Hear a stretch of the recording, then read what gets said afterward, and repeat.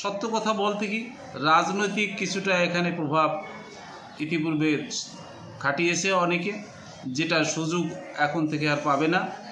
পাশাপাশি শিক্ষকের ভিতরেও যথেষ্ট গড়িমসি ছিল, যার জন্য সামগ্রিকভাবে আমরা অনেকটা পিছিয়ে গেছি। সেক্ষেত্রে 2024-এ যারা পরীক্ষা দিয়েছে এসএসসি, সেখানে আমার জানা মতে আমি 11 জন শিক্ষার্থী না নেওয়ার জন্য, অর্থাৎ যারা 7, 8, 10 সাবজেক্টে ফেল করছে তাদেরকেও অ্যালাউ করা হয়েছে। কেন অ্যালাউ করা হয়েছে, কার ভিত্তিতে, কার আশ্বাসে, অথবা টাকা পয়সার কোনো লেনদেন হয়েছে কি না হয়েছে আমি জানি না, তবে সেই সুযোগ আর কেউই পাচ্ছে না। পাথরঘাটা KM সরকারি মডেল মাধ্যমিক বিদ্যালয়ে ভারপ্রাপ্ত প্রধান শিক্ষক হিসেবে যোগদান করলেন মোহাম্মদ জাকির হোসেন খান। যোগদান করেই অত্র বিদ্যালয়ের সফলতায় বিভিন্ন পদক্ষেপ হাতে নিয়েছেন। তার আগে আমরা জানব তার পরিচয়, শিক্ষক ও কবি হিসেবে সফলতা। মোহাম্মদ জাকির হোসেন খান পিরোজপুর জেলার মঠবাড়িয়া উপজেলার আঙ্গুলকাটা গ্রামের মৃত মমিনুদ্দিন খানের ছেলে। তিনি 1995 সালে শিক্ষকতা পেশায় যোগদান করেন। মোহাম্মদ জাকির হোসেন খান 1998 সালে পাথরঘাটা উপজেলার শ্রেষ্ঠ শিক্ষক হিসেবে নির্বাচিত হন। 1981 সালে কবিতা লেখা শুরু হলেও 1991 সালে পিরোজপুর জেলায় শ্রেষ্ঠত্ব অর্জন করেন তিনি। তার স্বরচিত 5টি কাব্য প্রকাশিত হয়। মোহাম্মদ জাকির হোসেন খান পাথরঘাটা KM মডেল সরকারি মাধ্যমিক বিদ্যালয় 2022 সালে যোগদান করার পর বোর্ড পরীক্ষায় ইংরেজি বিভাগে উত্তীর্ণ হন। এছাড়াও মাস্টার ট্রেনার হিসেবে 2017 বরগুনা জেলার এবং 2023 সালে পাথরঘাটা উপজেলা প্রশাসন কর্তৃক কবি হিসেবে স্বীকৃতি পান। একই বছর বরগুনা জেলা ও বরিশালে চারণ কবি হিসেবে খ্যাতি অর্জন করেন তিনি। KM মডেল সরকারি মাধ্যমিক বিদ্যালয় গত 25 এপ্রিল 2024 তারিখে ভারপ্রাপ্ত প্রধান শিক্ষক হিসেবে যোগদান করেন।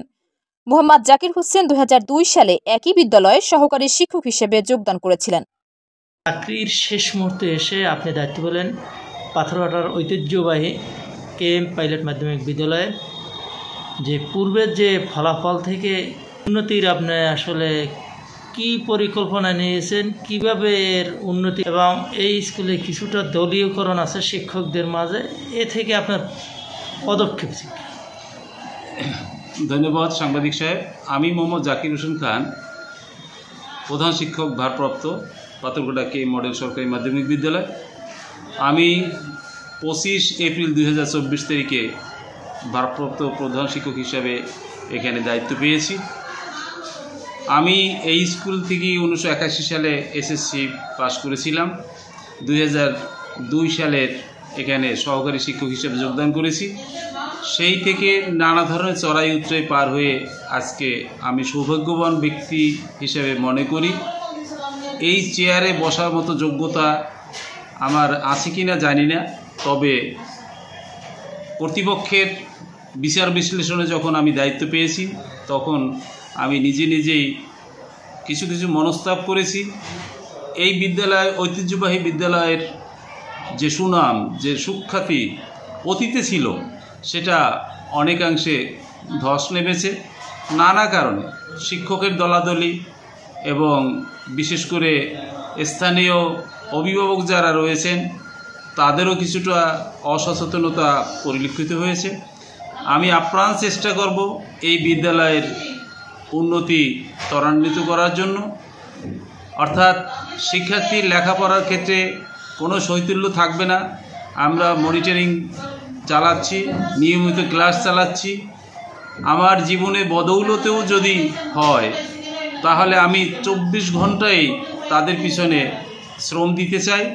শিক্ষক নিয়ে আমি ইতিপূর্বে বেশ কয়েকটি পদক্ষেপ নিয়েছি, সমস্ত শিক্ষকের সাথে আলোচনা করেছি এবং সিদ্ধান্ত নিয়েছি কোনো ক্রমেই কোনো শিক্ষক যেন শৈথিল্যতা না করে, অনুপস্থিত না থাকে, কোনো শিক্ষার্থী স্কুল পালাইতে না পারে, নিয়মিত ক্লাসে আসে এবং তাদের শিক্ষার ক্ষেত্রে কোনো জটিলতা না থাকে, সেগুলো সবটাই সমাধান দিয়ে স্কুলের অতীতের যে ঐতিহ্য ছিল, যে সুনাম ছিল, সেই সুনাম যেন আমরা ফিরিয়ে আনতে পারি। সেজন্য আমরা সকল শিক্ষক এক বাক্যে সক্রিয় ভূমিকা পালন করে যাচ্ছি, বাকিটা আল্লাহর মর্জি। তার ফলাফল আমরা দেখলাম যে 52 জন এ প্লাসে উন্নীত হয়েছে। আসলে এই ক্ষেত্রে যে আপনার বিদ্যালয়ে তো সুখ্যাতি রয়েছে দীর্ঘদিন ধরে, জি, এই সুখ্যাতিও রয়েছে যে আপনার বিদ্যালয়ে রাজনীতিতে ভরপুর, জি। এ থেকে উত্তরণের উপায় আপনি কি নেবেন? আমি অবশ্যই সকল শিক্ষক নিয়ে ইতিপূর্বে আলোচনা করেছি। বিশেষ করে তাসলিমা মেমোরিয়াল একাডেমি 1995 সালে প্রতিষ্ঠিত হয়েছে, আর এই বিদ্যালয়টি 1929 সালে। সেক্ষেত্রে আমরা অনেকটা পিছিয়ে গেছি নানা কারণে। সত্য কথা বলতে কি, রাজনৈতিক কিছুটা এখানে প্রভাব ইতিপূর্বে খাটিয়েছে অনেকে, যেটা সুযোগ এখন থেকে আর পাবে না। পাশাপাশি শিক্ষকের ভিতরেও যথেষ্ট গড়িমসি ছিল, যার জন্য সামগ্রিকভাবে আমরা অনেকটা পিছিয়ে গেছি। সেক্ষেত্রে আমি সকল শিক্ষককে আহ্বান জানিয়েছি যে কোনো ক্রমেই অতীত ভুলে গিয়ে আমরা যাতে আলোর জগতে আসতে পারি, আমরা যাতে জাতির কারিগর হিসেবে স্ব ভূমিকা রাখতে পারি, মানুষ যাতে আমাদেরকে সম্মান করে, সেই প্রচেষ্টা অব্যাহত থাকবে। পাশাপাশি এই বিদ্যালয়ের যত রকমের অবক্ষয়, যত রকমের অনুশোচনামূলক কোনো কথা আমরা শুনতে রাজি না। চলতি বছরেও যে রেজাল্ট, গেল বছর অর্থাৎ 2024-এ যারা পরীক্ষা দিয়েছে এসএসসি, সেখানে আমার জানা মতে আমি 11 জন শিক্ষার্থী না নেওয়ার জন্য, অর্থাৎ যারা 7, 8, 10 সাবজেক্টে ফেল করছে তাদেরকেও অ্যালাউ করা হয়েছে। কেন অ্যালাউ করা হয়েছে, কার ভিত্তিতে, কার আশ্বাসে, অথবা টাকা পয়সার কোনো লেনদেন হয়েছে কি না হয়েছে আমি জানি না, তবে সেই সুযোগ আর কেউই পাচ্ছে না ইনশাল্লাহ। পাশাপাশি যাদের জন্য এই আমাদের এই বদনাম, সেই আজকে একটু আগে আমি 10 মিনিট আগেই শুনলাম যে আমাদের কেএমএ 11 জন ছাত্রছাত্রী ফেল করছে।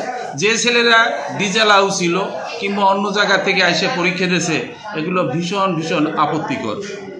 কোন শিক্ষক এ বিষয়ে জড়িত আছে আমি সেটা জানবো এবং আপনাদেরকে জানাবো। প্রয়োজনে আমি কর্তৃপক্ষের কাছে বাস্তব চিত্র তুলে ধরবো ইনশাল্লাহ। তো আমি আরও বলতে চাই যে স্কুলের বদনাম অচিরেই যাতে দূরীভূত হয়, তার সকল চেষ্টা অব্যাহত থাকবে। বাংলার দক্ষিণ প্রান্তে পাথরঘাটা উপজেলা, এখানে বেশিরভাগ মানুষ জেলে পেশায় নিয়োজিত, অর্থাৎ তারা হতদরিদ্র বিধায় শিক্ষা সম্বন্ধে তারা খুব একটা সচেতন না। তাদেরকে অনুপ্রাণিত করতে হবে, তাদের ছেলেপুলে যাতে মানুষ হয় সেজন্য প্রয়োজনে আমরা টিম করে, অর্থাৎ দলগতভাবে শিক্ষক বাড়িতে বাড়িতে গিয়ে তাদেরকে অনুপ্রাণিত করব, এবং যাতে শিক্ষার্থী ঝরে না পড়ে, শিক্ষার ক্ষেত্রে যা কোনো বাধা বিপত্তি না থাকে, তাদেরকে সেই সমস্ত সুযোগ দিয়ে তাদেরকে মানুষ গড়ার জন্য আমরা আপ্রাণ চেষ্টা করব।